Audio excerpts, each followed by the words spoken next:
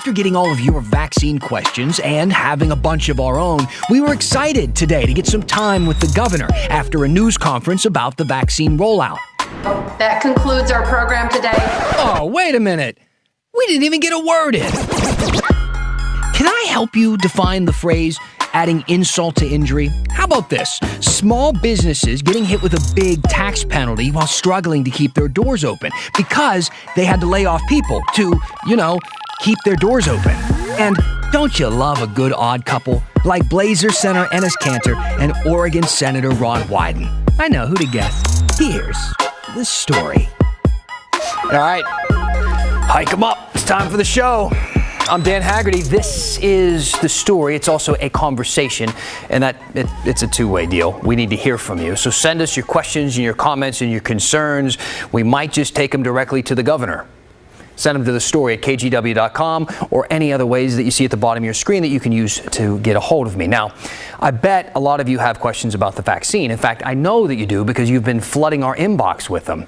And we took some of your questions to Governor Kate Brown's press conference this morning. We waited patiently through 6 different speakers, including teachers and public health officials, talking about why it's important to vaccinate teachers first and then get kids back into the classroom.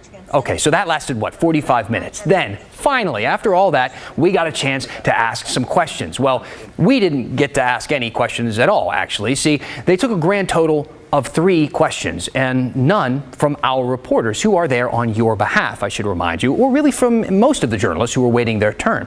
Again, after sitting through 45 minutes of prepared remarks defending the state's vaccination plan. See, the thing is, this whole show is about answering your questions, and we couldn't do that. So our assistant news director came to the rescue. Now, I want to tell you, this is a guy who's usually really composed, but, he was hot. He said, I'm not standing for this. No way. They can't do this. I'm going to fire off a strongly worded email to the governor's office right now, and he did. And then I ran across it when I was forwarded another email, so I'd like to read you the first line. I'm writing to express our frustration at KGW that journalists were given such a limited time for questions at today's press conference. What I tell you, that's not a guy you want to make mad. But what do I know? Because he got the job done. That's why he's the boss. I probably would have written something in all caps and been ignored. The governor's office replied to our assistant news director and said, feel free to send us your questions and we'll do our best to answer them. So we decided to send them directly some of yours. Leah asked, what can seniors 65 and older, who make up 80% of the deaths from COVID, do to get sooner access to the vaccine? It doesn't seem right to call senior Oregonians because Governor Brown wants educators and support staff vaccinated before seniors. So here's what the governor's office sent us, Leah. By asking our seniors to wait 2 more weeks, we plan to vaccinate the majority of our educators and school staff and get kids back in the classroom this school year. Other states that have opened up their vaccine prioritization to large groups of people are now facing significant delays due to insufficient vaccine supplies. Then they linked us to a story in the LA Times that was all about that. Then we sent Gita's question. She asked, based on the new vaccination timetable published today, when can people in Group 1C, ages 16 to 64 with high-risk medical conditions, be vaccinated? Now, the governor's office said that's a question for the health authority since their advisory committee is trying to figure out exactly how to prioritize people. But they did say there are over 1.6 million Oregonians with underlying health conditions and over 700,000 seniors living outside of congregate care settings. There simply are not enough vaccines to vaccinate those 2 groups at present, according to their office. By contrast, there are about 100,000 teachers, educators, and child care workers in Oregon. Now, the governor has been citing teen suicide as a reason to vaccinate teachers now and to get kids back into the classroom. So we sent her office this question, which we've been getting versions of, a lot of different versions of this question from you people at home. Hospitalizations of teens attempting suicides are down. So why is this a priority? Their response, we'd caution against only using data on teen suicide rates. Data on suicide attempts is incredibly difficult to collect, and such numbers are often underreported. Now, having said that, I will say that we have to remember that there are a lot of people out there struggling right now, people who have been struggling, and teenagers, adults, your friends, your neighbors. If you are one of those people and you're afraid to talk to a parent or talk to a friend, The National Suicide Prevention Hotline is there for you 24 hours a day. The number is on your screen now, 1-800-273-8255. Now, let's talk about our big story tonight. Now, despite all the frustrations and the controversy, we know teachers are going to start getting vaccinated next week. And because of that, kids will start going back to an actual school the week after next. Portland Public Schools will have limited in-person learning at more than a dozen different locations. And Christine Pitawanich got a tour of one of those schools to see what things will look like. A lot of people are wondering what limited in-person instruction will look like and how safe it'll be. Today we're here at Harriet Tubman Middle School in North Portland to take a look at the safety precautions that are in place. Let's head in.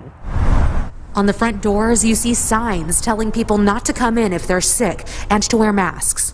The first thing you see when you walk through the door is hand sanitizer. Then, if you're a guest or a parent, you've got to grab a clean pen and sign in. And as you walk through the school, there are signs all over the place. This one reminding people to keep 6 feet apart. Throughout all the hallways, there are markings on the floor telling kids which direction they need to walk. And when you go into the main office, there are safety protocols as well. For instance, there are markings on the floor telling you where to stand. And staff are protected by these plexiglass barriers. Inside classrooms, desks are spaced 6 feet apart. Dr. Sean Bird, Chief of Schools, says each classroom can fit up to 20 kids maximum. But because of classroom sizes, it'll probably be more like 13 to 15 kids.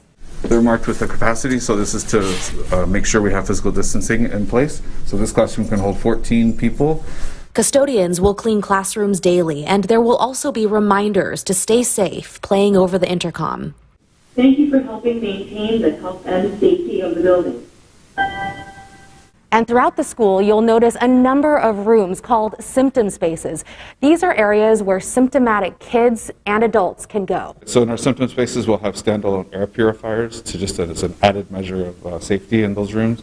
And then we're running our HVAC systems for longer during the day. We have a industrial hygienist that we consult with that is looking at all of our spaces. If you're wondering about kids coming at the same time, each school building will have multiple entrances. Limited in-person instruction will consist of about 2 hours per day on top of distance learning. It won't be a full-scale reopening right away, but we do hope that as vaccines are administered, then we can welcome more and more students back over time. The Portland Public School District gave us a list of the schools expected to be in this initial phase of limited in-person instruction. It includes 16 elementary schools, as well as 2 high schools and a couple alternative programs. The district is still working to determine which middle schools might be involved. Okay, Christine Pitawanich joining us now. Christine, yesterday we reported how a majority of the teachers in the Salem School District had gotten their vaccine, but do we know much about the timeline for the other teachers and the rest of the metro?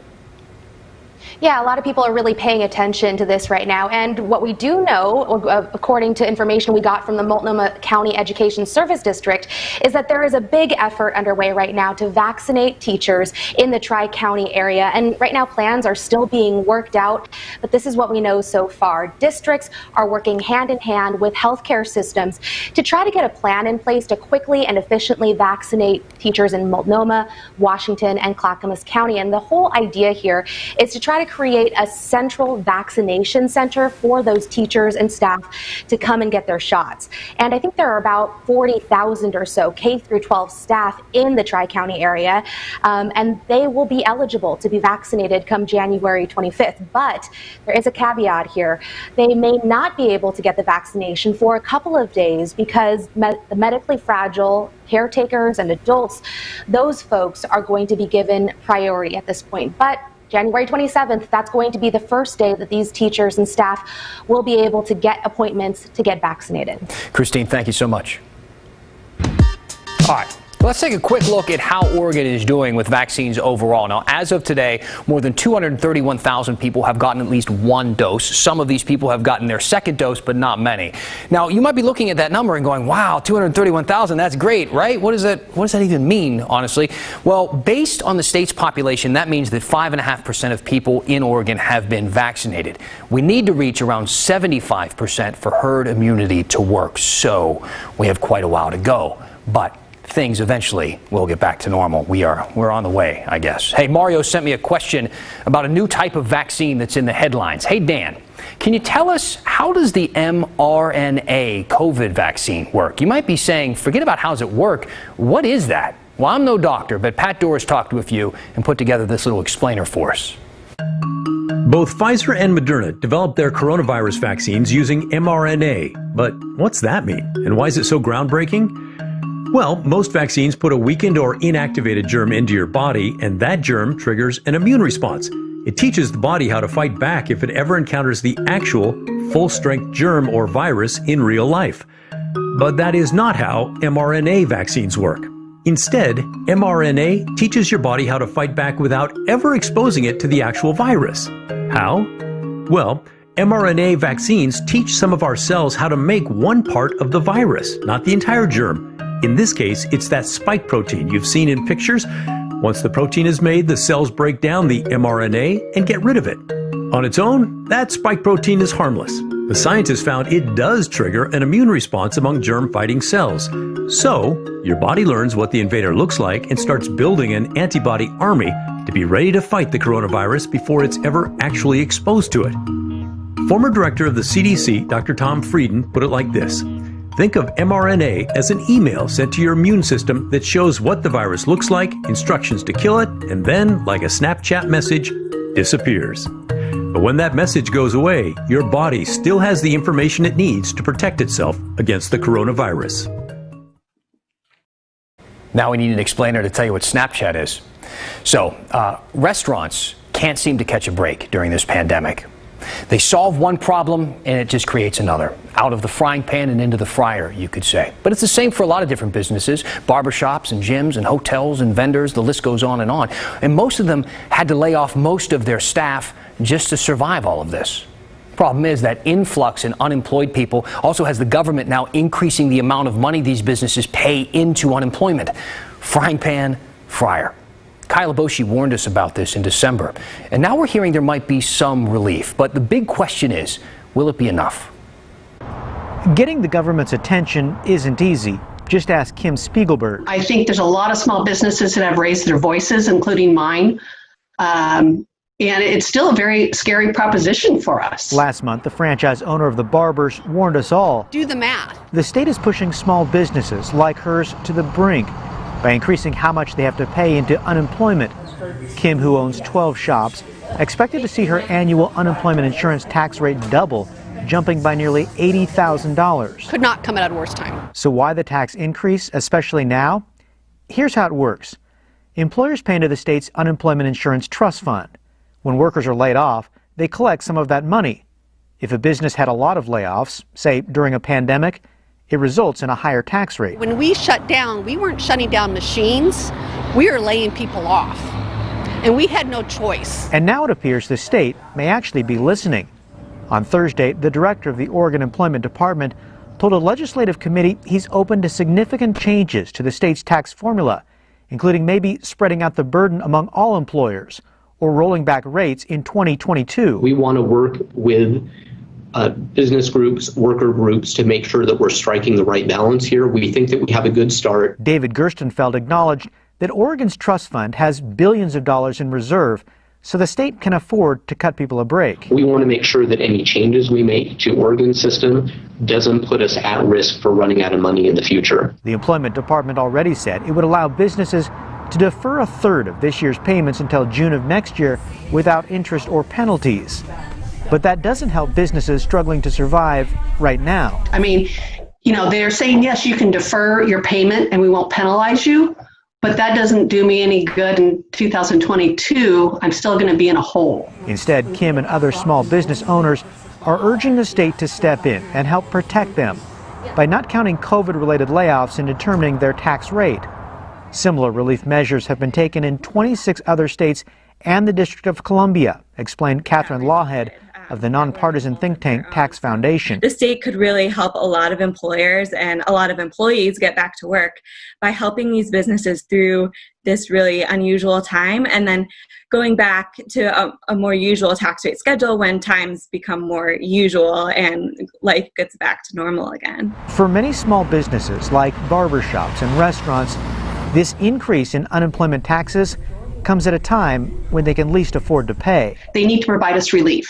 They have the money. They need to provide us relief. Okay, Kyle Aboshi joining us now. Kyle, what are these business owners hoping will happen here? That's really the challenge, the next step, right? Oregon's tax formula is established by state law, so any changes, it would require action by the legislature. And frankly, it's somewhat doubtful that lawmakers could move quickly enough to affect this year's tax increase, but small business owners like Kim, who you heard from, they're not giving up. Their business depends on it. Is it realistic, you think, that this fight is something they should continue to pursue? I think so. I mean, obviously, they would like some immediate relief. That's their end goal. But ultimately, they look at big picture here and what they're going to be dealing with over the next few years. And they're going to be facing challenges for some time. Okay. Kyle Aboshi, thank you.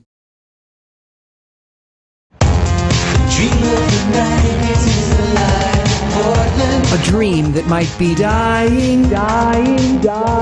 Apparently, Portland has a bit of an image problem. I know. Shocking. When the story continues.